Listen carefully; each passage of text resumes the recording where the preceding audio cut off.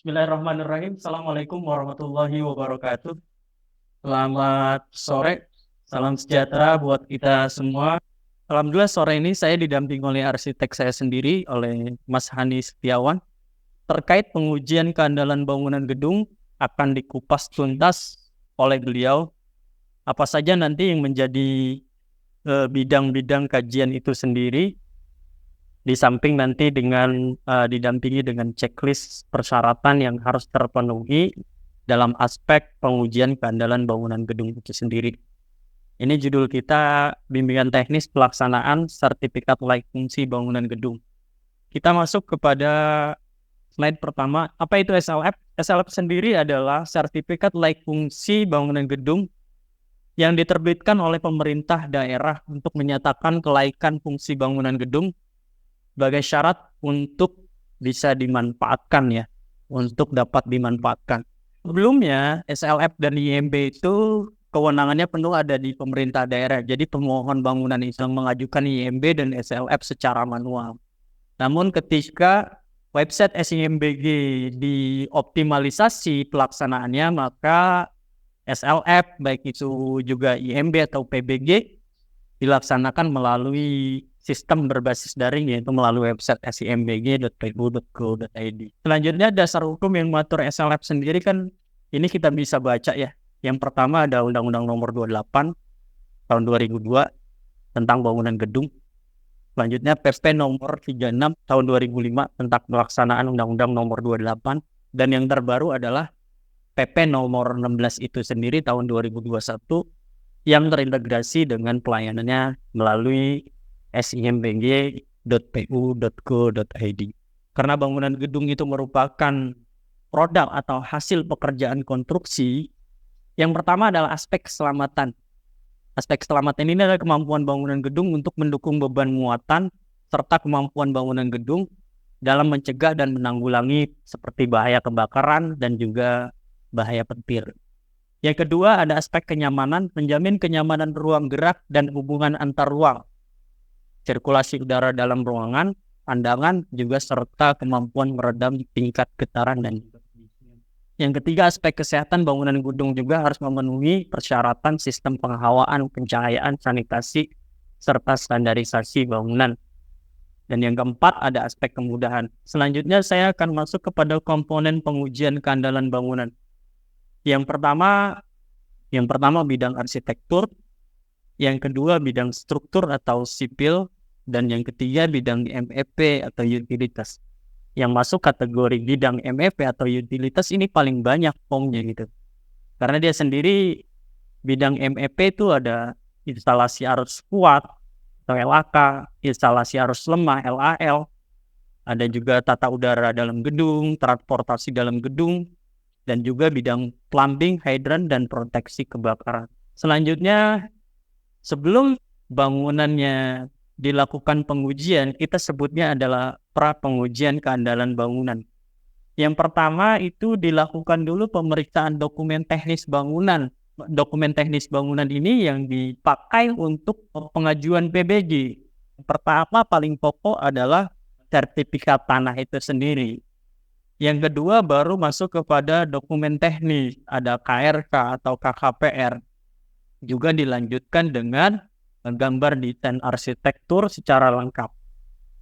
Nah, setelah dokumen teknis dilakukan pemeriksaan, baru dilakukan pemeriksaan kesesuaian gambar dengan bangunan yang existing atau sudah terbangun.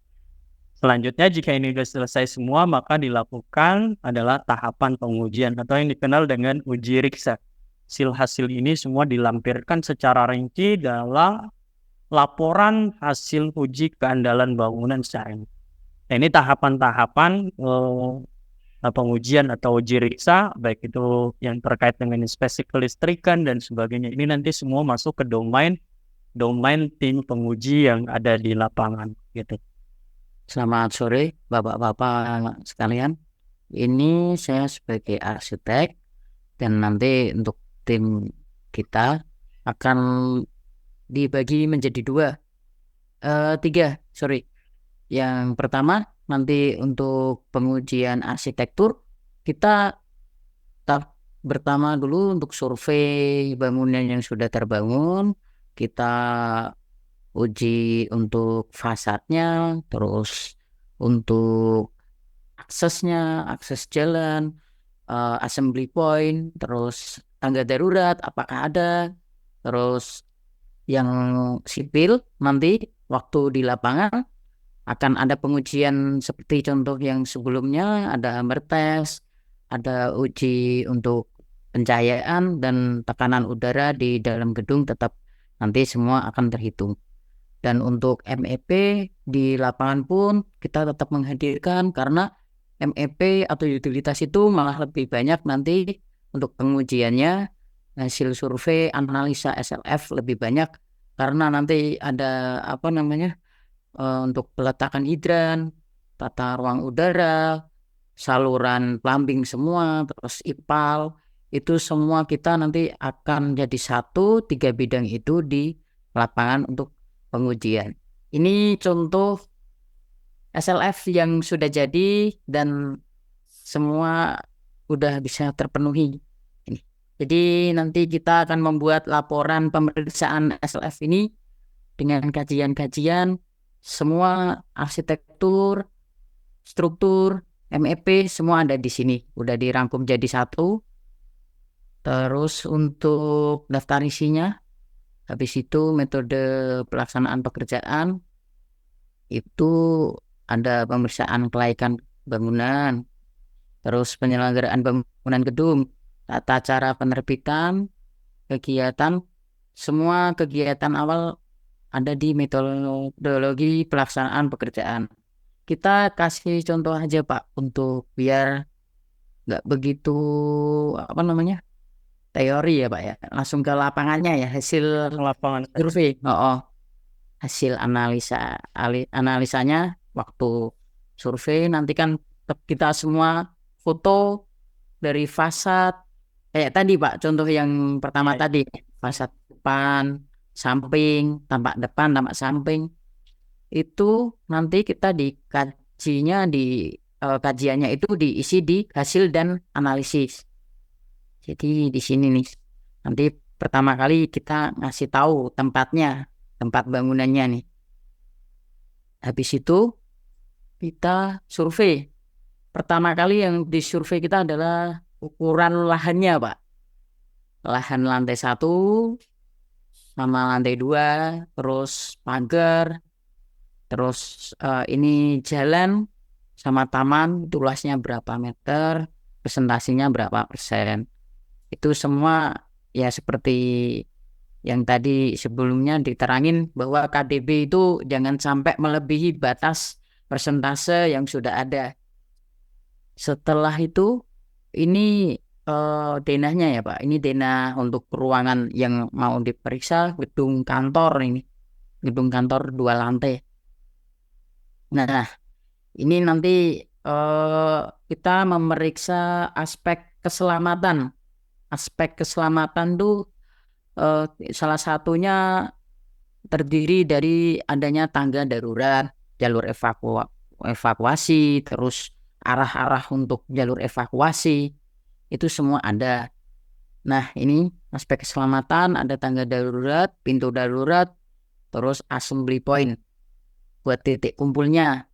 Selanjutnya, untuk ukuran-ukuran itu tetap standar dari internasional ya Pak ya, ukuran tangga darurat, nanti ada lebar tangga, pijakan, itu semua karena aspek keselamatan, jadi kita ukurannya ada minimal, ada maksimalnya.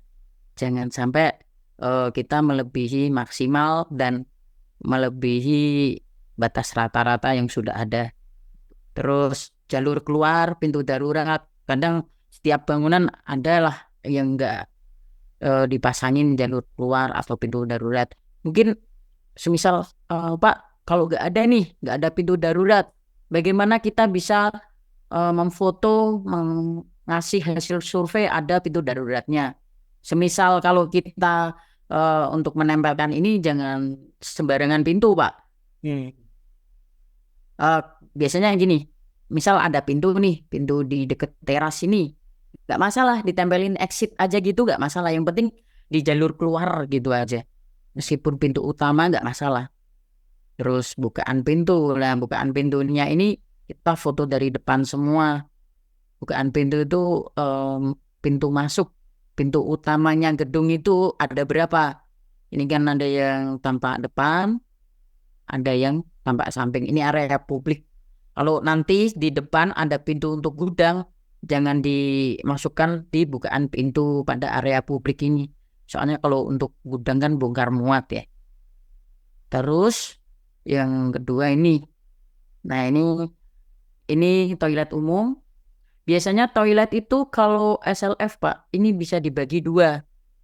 Toilet untuk umum sama toilet untuk disabilitas. Nah, nanti kan belum tentu ya gedung itu ada toilet untuk disabilitas. Ya pada kayak sebelumnya aja dikasih aja untuk stiker disabilitas. Jadi kalau nanti ada inspeksi lapangan dari dinas udah tahu, oh ini toiletnya ada dua nih, yang satu untuk umum, yang satu untuk disabilitas. Itu penting banget soalnya, Pak. Jadi gitu.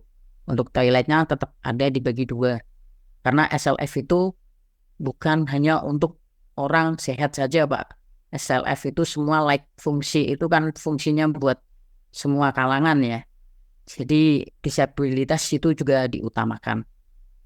Terus kebersihan situasi nih. Ini udah aspek keselamatan juga dihitung dari kebersihan situasi juga, Pak. Jadi nanti kalau misal kita survei, kita keadaan harus bersih, rapi. Jadi bangunan itu nggak kelihatan kotor dan nggak kelihatan seperti bangunan yang lama nggak pernah digunakan gitu. Setelah itu, nah ini jalur evakuasi nih Pak. Ini tetap kita harus menyediakan, semisal di bangunan itu nggak ada, kita harus menyediakan simbol seperti ini, jalur evakuasi sama exit. Ini benar-benar rambu-rambu ini buat keselamatan, aspek keselamatan. Nanti penempatannya di mana Mas? Misal nggak ada, ya nanti di sekitar tangga, sekitar selasar, sekitar lobby, itu pokoknya yang di tengah-tengah untuk prasarana kita ditempelin seperti ini. Kalau untuk ruang peruangan itu nggak perlu, Pak. Ini yang penting selasar-selasarnya aja. Terus untuk assembly point, nah ini waktu kemarin kita survei, assembly point-nya nggak ada. Setelah itu, Mas gimana caranya biar ACC lah, biar assembly point itu ada. Ya mau nggak mau kita ngeprintin. Ini benar-benar darurat, ngeprint, dikasih tongkat, tancap di taman. Titik assembly point-nya ada. Nah setelah itu misal ada inspeksi dinas pun kita udah ngasih tahu, Pak ini simbol assembly point-nya di sini gitu. Ini denahnya ya Pak ya, denah untuk jalur keluarnya, pintu daruratnya. Nah ini teras ini juga termasuk pintu utama itu bisa digunakan pintu darurat itu. Aspek kesehatan. Nanti aspek kesehatan ini bidang arsitek sama MEP utilitas itu jadi satu nanti waktu survei Pak. Nah itu hasilnya lebih diutamakan menggunakan sistem mekanik AC split. Namun demikian pada setiap ruangan yang terhubung langsung dengan ruang luar pun dilengkapi dengan jendela hidup untuk alternatif penghawaan secara alami. Kita buktiin Pak bahwa nanti ada indoor unit sistem ducting, sistem split pada ruangan staf lantai 2. Terus nanti kalau ada gambar jendela-jendelanya itu lebih untuk mendukung juga. Karena nanti di ruangan luar pun dilengkapi jendela hidup, difotoin lagi juga. Terus sistem pencahayaan. Sistem pencahayaan ini juga sangat berperan penting dari aspek kesehatan.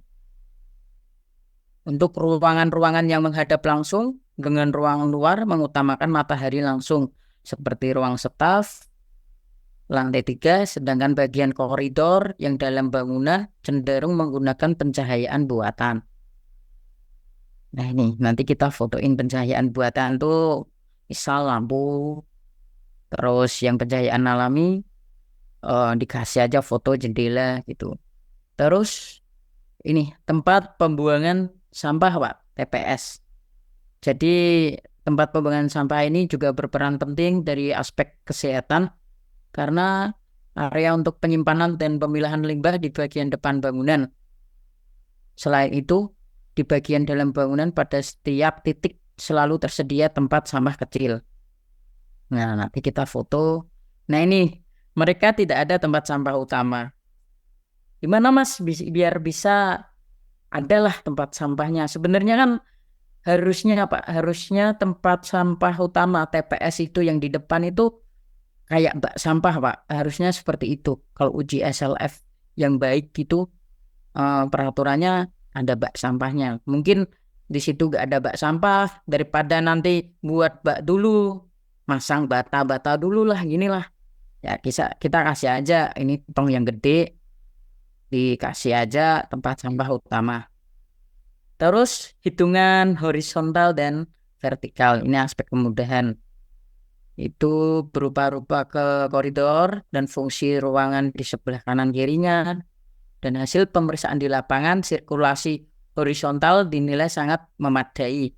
Terlihat dari dimensi jalur yang lebih dari cukup untuk mengakomodir kebutuhan, rambu-rambu yang tadi dengan penempatan dan jumlah yang cukup, serta poin-poin lainnya. Seperti ini nih Pak. Selasar ini jangan sampai lebih sempit daripada orang-orang yang ada di dalamnya itu. Semisal nanti ada standarnya, koridor itu ada standarnya. Minimal itu 80 cm. Jadi nanti kita ukur dulu harus minimal itu 80 cm karena untuk mencukupi ini Pak, sirkulasi horizontal ini maksudnya sirkulasi untuk lalu lalang. Terus sirkulasi vertikal itu kita naik ke atas, turun ke atas itu berupa tangga. Nah, sebenarnya tangga ini kan ada satu Pak. Tetap digunakan dengan tangga biasa sama dengan evakuasi, tidak masalah. Terus jalan keluar atau masuk sesuai fungsi, dimensi, penempatan, jarak tempuh.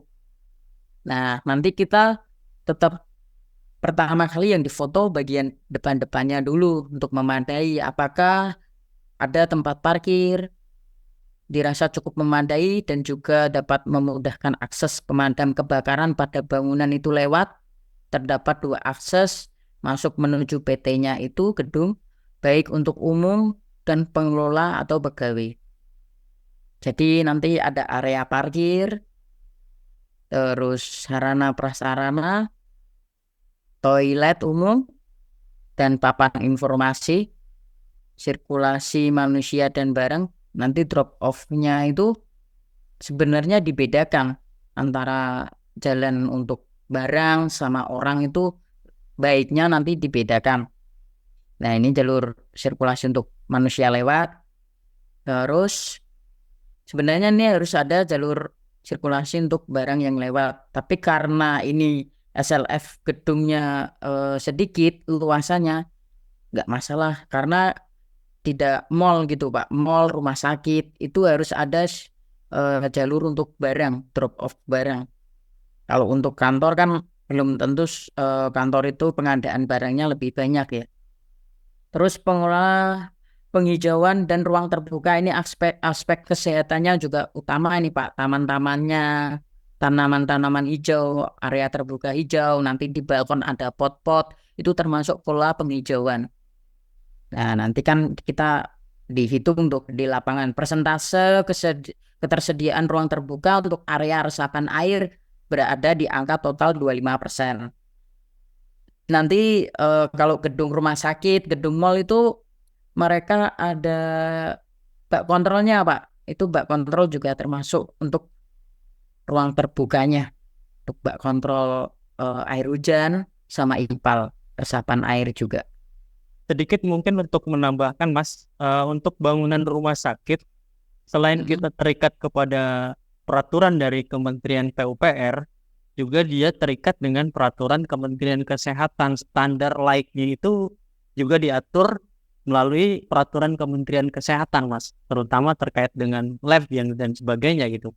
Jadi pengujian keandalan bangunan untuk bangunan rumah sakit itu tentunya lebih kompleks lagi. Ya, betul Pak. Yang kita pakai bukan hanya standar dari Kementerian PUPR, tapi juga didukung dengan standar yang ditetapkan oleh Kementerian Kesehatan. Ya, betul Pak. Rumah sakit itu lebih kompleksnya di situ. Nanti kayak tadi ruang terbuka itu harus banyak Pak. Jadi nggak pemanfaatan hanya jendela aja. Jadi sirkulasi selasar itu kita harus benar-benar, kalau bisa pencahayaannya jangan buatan. Jadi bagian tangga itu jangan tertutup. Terus bagian selasar untuk interaksi orang itu cahayanya cukup juga. Jadi emang untuk bangunan rumah sakit itu tuh kita lebih kompleks lagi. Lebih dari ini 3 kali lipatnya lah untuk Betul. pemeriksaan. Terus ini saya lanjut lagi Pak. Ini untuk jalurnya, jalur orang lewat, masuk dan keluar. Ini area parkirnya daerah sini, penghijauannya tadi di sini. Nah, ini denahnya nih, denah kantornya. Terus habis itu ini pengamatan visual struktur Pak. Nah, ini pemeriksaan struktural bangunan gedung. Ini sudah bukan di bidang arsitek maupun di MEP dulu. Ini nanti orang struktur yang maju untuk pengamatannya. Nah, jadi ini diamatin dulu bentuk bangunan, bentuk pintu, bentuk atap, bentuk tangga. Itu sama pengamatan visual struktur. Terus pemeriksaan uji tekan beton atau hammer test. Ini pada hasil ini itu dilaksanakan 5 titik pengujian karena kantornya kecil jadi 5 titik. Kemungkinan kalau rumah sakit nanti ada berapa puluh titik Pak untuk pengujian hammer test. Di antaranya 3 titik uji kolom, 1 titik uji balok, dan 1 titik uji plat lantai. Hasil surveinya itu nanti ini difoto Pak. Ini alat hammer testnya. Nanti dia ditekan di kolom. Nanti tahu tekanannya berapa. Ini pengujian yang di balok, ini yang di kolom, di balok, terus ini di plat lantai. Habis itu pengujian hammer test, selanjutnya rebar lokator atau cover meter.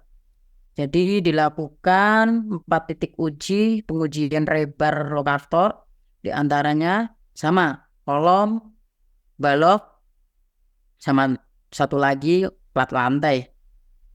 Nah, nanti ini dihitung juga reviewnya ini nih. Harus review perhitungan strukturnya.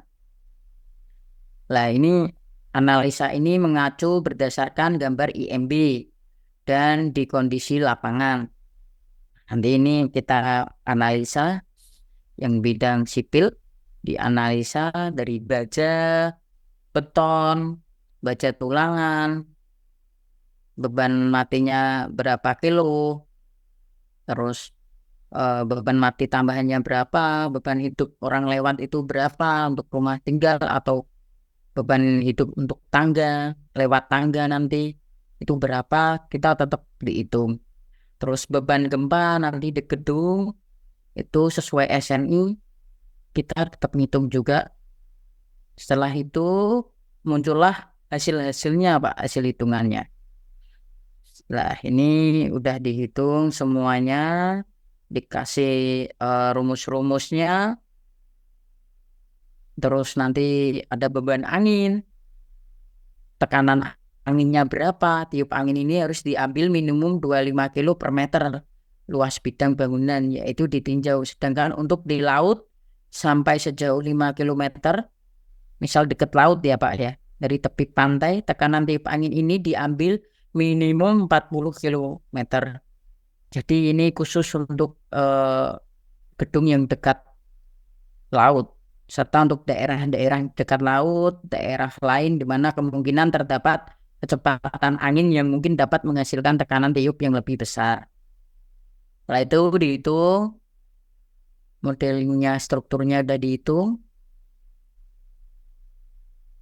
Ini materi, ini analisa strukturnya.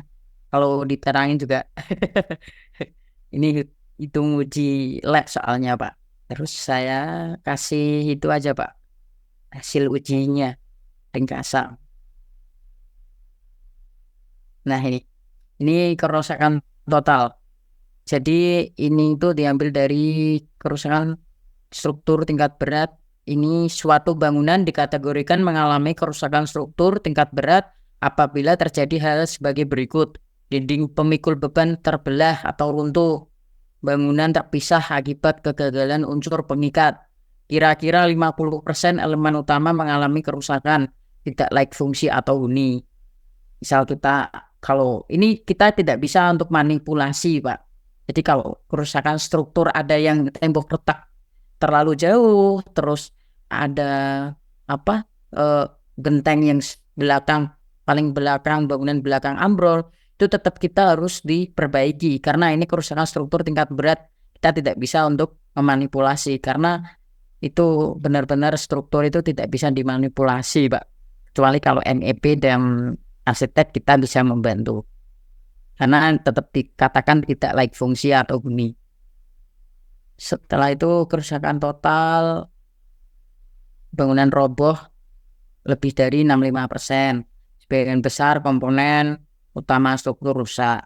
Berdasarkan dari hasil pengamatan, struktur gedung masih cukup baik dan kokoh. Nanti kan kita menguji, oh ternyata nggak ada yang roboh nih, nggak ada yang retak, nggak ada yang jebol.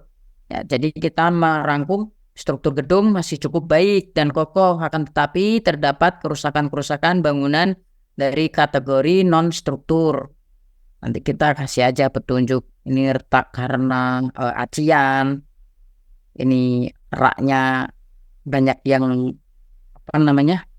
tidak tertata rapi, rak buku.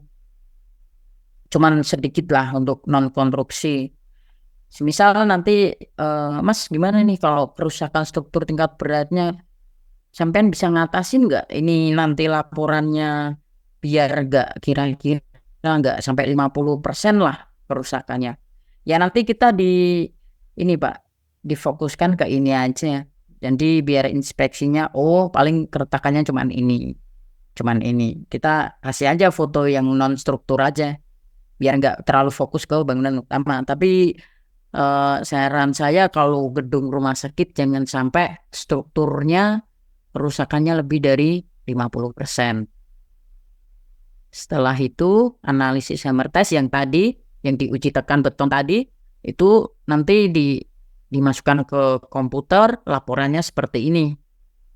Nah, ini orang dinas juga khusus struktur yang memeriksa apakah layak atau tekanannya kurang betonnya itu yang bisa memeriksanya di inspeksi dinasnya. Setelah itu, nah ini pengujian cover bar ini ukuran kolom minimal 40 maksimal 40 cm, minimal 35 cm. Nah ini kan nanti uji kolom betonnya kita masukin semua. Nah setelah ini untuk bidang MEP ini yang lebih banyak, lebih kompleks, apalagi nanti di bangunan rumah sakit yang lebih umum daripada bangunan kantor. Ini aspek keselamatan. Seperti tadi Pak, halnya yang di arsitektur tadi. Di pemeriksaan utilitas bangunan itu MEP ada aspek keselamatan juga nih. Misal ada gak pipa hidrannya? Nanti untuk jalur kebakaran, alat pemadam kebakaran ada gak aparnya? Terus aspek kesehatan, penghawaan yang seperti kayak di arsitek tadi. Makanya dari awal saya menerangkan bahwa nanti di bidang di lapangan bidang arsitek sama MEP itu sering bersatu Pak. Yang terpisah hanya orang sipilnya aja nih, strukturnya aja yang belum ada kaitannya. Kalau untuk arsitektur sama MEP jalan terus, mereka pengkajinya sama-sama terikat untuk aspek keselamatan, aspek kesehatan, sama pencahayaan juga, pengadaan air bersih juga. Nanti pengadaannya apakah sumber air tersebut disalurkan di roof tank menggunakan pompa transfer. Air bersih itu komponennya ada 1 pompa, 2 tangki air, sumber airnya dari PDAM. Nanti kalau dari sumur kita juga harus menghitung tuh sumurnya dengan kapasitas berapa. Selain itu kita foto untuk pengadaan air bersihnya. Ini kan ada 2 tangki air. Oh iya, oke, berarti tangki airnya ada pompa. Setelah itu meteran, nanti dikasih meteran juga. Terus sanitasi ini adalah saluran-saluran air, air kotor, air bersih, drainase lah untuk setiap lantai. Nah, nanti ini untuk TPS, toilet, sama Pak, sama halnya terkait kayak tadi di arsitektur tadi, terikat banget kalau untuk MEP sama arsitek. Terus kenyamanan nih, bedanya ada kenyamanannya. Nah, kenyamanan ini AC-nya jenisnya apa yang digunakan? Di antaranya sistem udara itu atau AC adalah fungsinya mengatur suhu udara, sirkulasi, kelembapan, kebersihan. Nah, ini kan nanti ada rata-rata kapasitasnya. Setiap gedung kan beda rata-rata kapasitasnya, Pak. Setelah itu aspek kelistrikan. Nanti kita ngecek apakah sumber listrik itu harus kuatnya sumbernya di meteran atau ada panel-panelnya. Kita tetap memeriksa ini sesuai dengan standaritas bangunan yang ada. Kalau bangunan kantor kan kayak rumah tinggal, kemungkinan cuma sumber listriknya dari PLN. Mungkin ada juga nanti waktu di gedung rumah sakit dari tenaga uap, dari PLN dan tenaga air gitu Pak. Jadi kan ada sumber listrik kan beda ya. Itu nanti kita kasih bukti aja sumber listriknya dari mana. Itu nih panel PLN, mungkin ada yang panel untuk sensor kebakaran. Kalau untuk gedung yang gede itu seperti ini nih. Ini di mall nih Pak. Saya kasih di mall. Nah, dia kan lebih kompleks lagi. Nah, ini seperti panel-panel nih Pak. Panel hidran tetap ada nanti di bangunan rumah sakit. Karena ini untuk memudahkan akses damkar biar gampang untuk mengasih titik selang air untuk memadami api. Nah, ini semua detektor. Ada Pak, detektor itu kayak di plafon di atas itu untuk mendeteksi kebakaran. Nah, ini tetap ada nih Pak di rumah sakit. Beda sama yang di kantor. Nggak ada pun nggak masalah. Yang penting ada arus kuat, arus lemahnya. Cuman CCTV. Kalau ini kan ada detektor, ada sprinkle. Sprinkle itu ya pasti. Dan fire alarm itu kan detektor itu jadi satu. Terus setelah itu nanti MEP arus kuat ya, arus kuat kan berupa meteran, panel, sama genset. Terus arus lemah berupa CCTV, telepon, wifi, terus modem wifi, terus detektor tadi. Untuk alarm itu termasuk arus lemah. Nah, setelah itu ini izin-izinnya ya Pak dari rekomendasi instansinya IMB, NIB, KTP direktur yang direktur bangunan itu, gedung sendiri itu, tempat usaha, pokoknya izin-izinnya tetap harus ada Pak, harus dikompletin dulu ini. Setelah itu nanti kelaikan bangunan nih. Nah, ini rangkumannya Pak. Rangkumannya untuk teknis arsitektur. Jadi teknis arsitektur tuh jadi nanti semua dirangkum. Tangga, apakah tangga ada standarnya? Ada. Terus kita tulis ada Pak ini. Tangga kebakaran 1 unit dengan area jangkauan yang cukup. Ditambah 1 unit tangga sirkulasi umum yang masih menyatu dengan sirkulasi umum. Sesuai ya. Jadi nanti penilaian ini nanti dinilai di dinas Pak. Kita nggak bisa menilai sendiri. Cuman ini kita aja yang di sini. Sampai sini lah, kesesuaian dengan standar ini sesuai, terus nilai ini semua dari dinas. Terus jumlah beban hunian itu lebih dari 50 orang dan ketinggian bangunannya 4 lantai, minimal 2 tangga kebakaran. Jadi beban hunian ini dengan ketinggian total 3 lantai terdapat 1 tangga kebakaran. Terus ukuran tangga. Nah, ini Pak yang seperti awal saya terangin bahwa ukuran tangga itu ada minimal dan maksimalnya. Pijakan itu maksimal 20 anak tangga, handrailnya itu 110, ini yang pegangan tangganya itu tingginya 110, lebar injakan yang kita pijak itu minimal 28, tinggi injakan waktu kita naik ke tangga satu ke tangga lain maksimal 20 cm. Nah, ini rata-rata 90 cm. Pijakannya cuman 10 anak tangga dan tinggi handrail 90 cm, lebar injakannya 30 cm, tinggi injakan rata-rata 18 cm. Terus instansi ngasih perbaikan. Ini belum sesuai nih. Setelah itu ada bukaan pintu darurat, jika ada semua sesuai. Jalur penerangan, evakuasi, kebersihan, terus rambu-rambu, assembly point, kalau udah sesuai, ada semua, nanti instansi menilai, oh sesuai. Di poinnya 3. Terus aspek kesehatan, penghawaan seperti tadi, jendela, AC, itu sesuai. Kalau udah ada, berarti instansi, oh berarti udah ada, udah dikasih bukti, foto-fotonya sesuai. Sistem pencahayaan, penampungan sampah. Pokoknya kalau udah sesuai, nilainya udah 3, udah nggak perlu perbaikan, nggak perlu revisi. Setelah itu area parkir, tempat ibadah ada, toilet. Nah, ini bersih, tidak bau, dipisah di antara laki-laki dan perempuan. Nanti kalau di gedung yang gede, nanti dipisah lagi antara umum dan disabilitas. Terus kondisi toilet terjaga bersih, sudah dipisahkan antara toilet laki-laki dan perempuan. Nah, ini karena kenapa Pak kok di keterangan perbaikan? Karena tidak ada itu Pak yang tadi saya jelaskan. Tidak ada untuk disabilitas, toilet disabilitas. Nah, tetap dinilai 2. Kurang sedikit lah nilainya untuk menjadi 3 sesuai itu karena tidak ada toilet disabilitas. Terus air bersih, tidak berwarna, udah sesuai.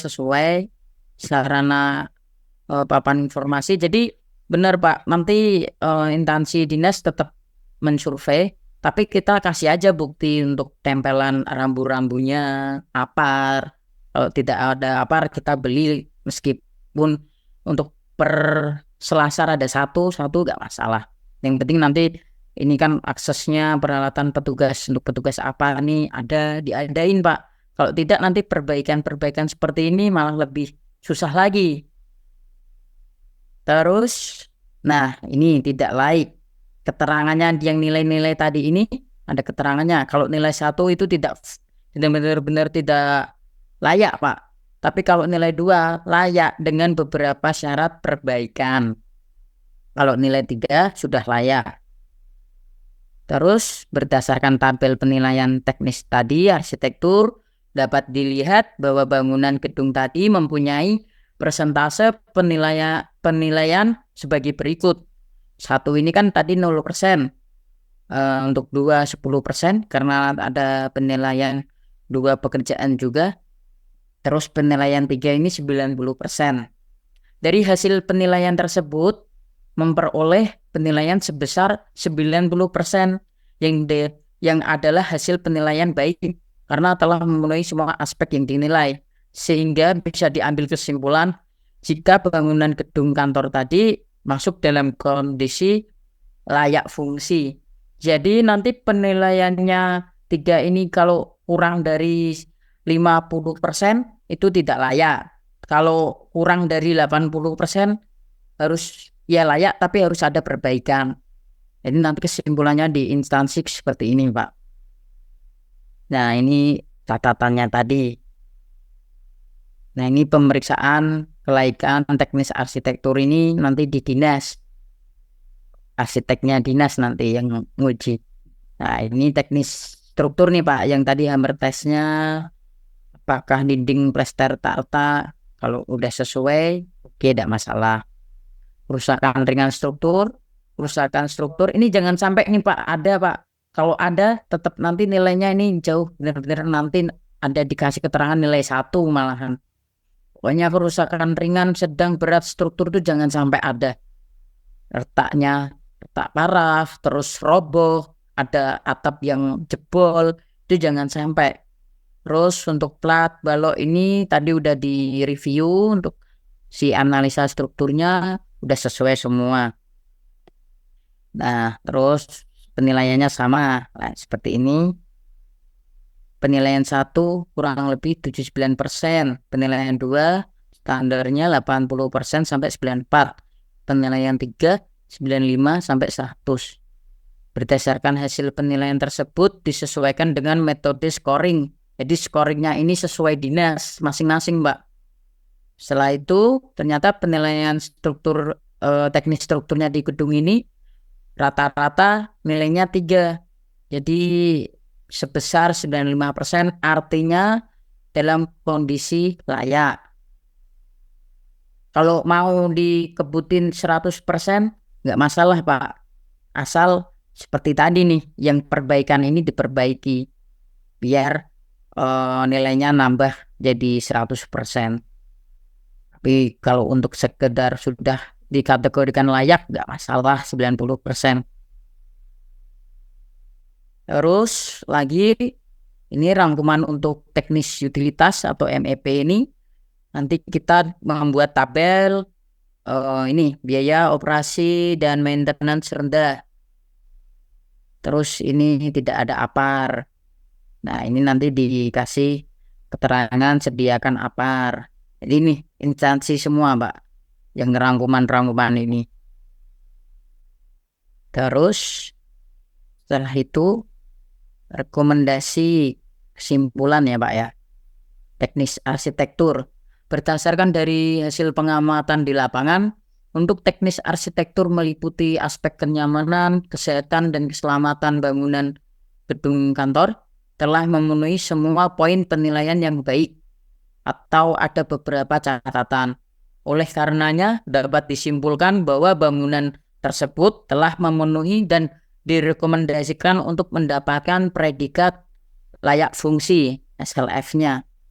Terus untuk teknis strukturnya, berdasarkan dari hasil pengamatan visual struktur bangunan gedung tersebut telah dilakukan tanggal sekian, struktur gedung masih cukup kuat dan kokoh, masih layak huni. Akan tetapi terdapat kerusakan non-struktur yang ringan seperti retak-retak halus pada elemen dinding, plesteran agar bisa diperbaiki secepatnya. Pada hasil pengujian hammer test ini berdasarkan analisa struktur melihat gambar dan sudut geser, pondasi dinyatakan masih kokoh untuk menahan beban-beban yang terjadi. Cuman ini belum bisa dikatakan seperti ini mendapat predikat layak fungsi karena masih ada kerusakan non struktur yang ringan. Makanya untuk disolusikan agar bisa diperbaiki secepatnya. Terus untuk teknik MEP utilitas, sistem pencahayaan berfungsi baik, LAK berfungsi baik, sumber listriknya bisa membackup, terus semua pemadam APAR hanya terdapat di lantai 1, misal hanya mampu melindungi sebagai aset di dalam ruangan dan personil apabila terjadi kebakaran. Penyimpanan APAR terlalu bawah, tidak sesuai standar. Sistem penangkal petir gedung kantor ini menggunakan tipe konvensional, lebih spesifiknya menggunakan penangkal petir splitgen yang di lantai atap. Penangkal petir ini menggunakan sistem grounding down.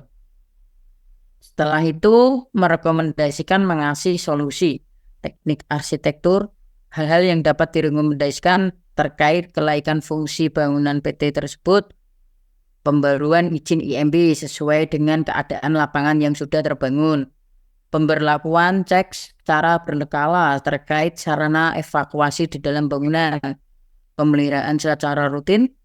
Terus untuk area toilet umum sebaiknya diperhatikan alat dan kebersihannya.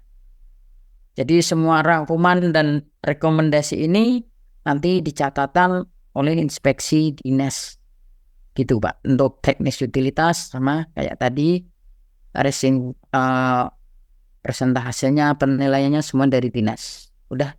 Setelah itu Kalau udah semua berfungsi layak huni atau layak standarisasinya, standar-standarnya udah oke, kita bisa menerbitkan SLF. Jika belum terpenuhi, kita harus segera memperbaikinya.